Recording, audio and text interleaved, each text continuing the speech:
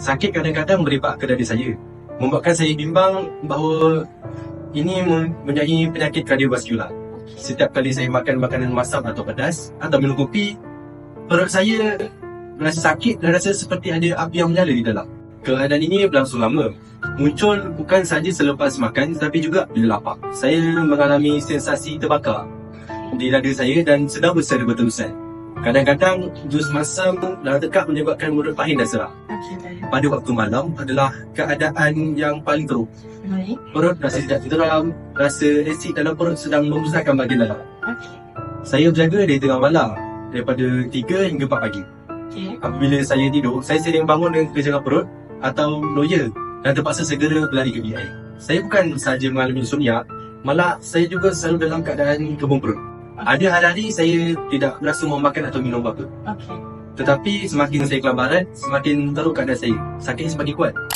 Dari pertama kali saya menggunakannya, saya merasakan perbezaan.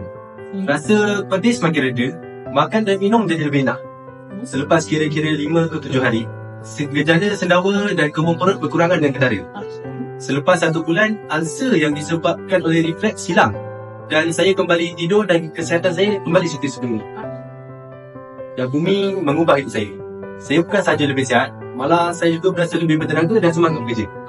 Sesiapa yang mengalami masalah penghadaman, sembelit, susah tidur atau kebun perut atau gas boleh segera menggunakan Yakumi. 2 paket sehari, mudah tetapi sangat berkesan.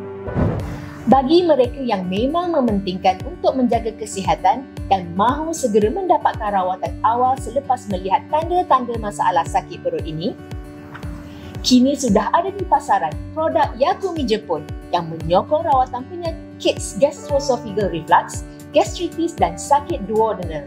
Yakumi ialah produk yang dikilangkan menggunakan teknologi nano kuantum tercanggih yang ada pada hari ini, membantu meningkatkan penyerapan 98 kali ganda lebih tinggi daripada produk konvensional lain.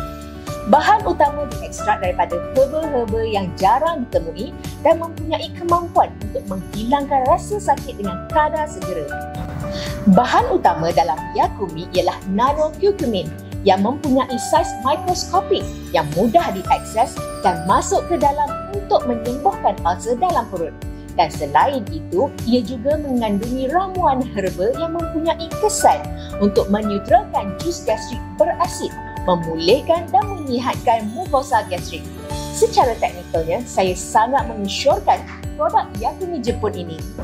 Saya nak cari 100 orang yang mengalami masalah reflux perut, sendawa panas, pedih perut, kembung perut, rasa tak selesa lepas makan pedas ataupun makan masam, pedih ulu hati, susah tidur malam, sakit tekak akibat daripada reflux dan makan minum tak hadam. Semua orang, saya akan perkenalkan hadiah super istimewa. Apabila anda membeli 3 kotak Yakumi, saya akan memberikan 1 kotak Yakumi lagi seperti ini.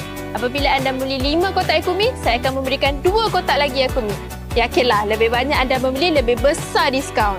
Dan program ini hanya terhad kepada 100 pelanggan terpantas yang membuat pesanan dalam stream langsung ini.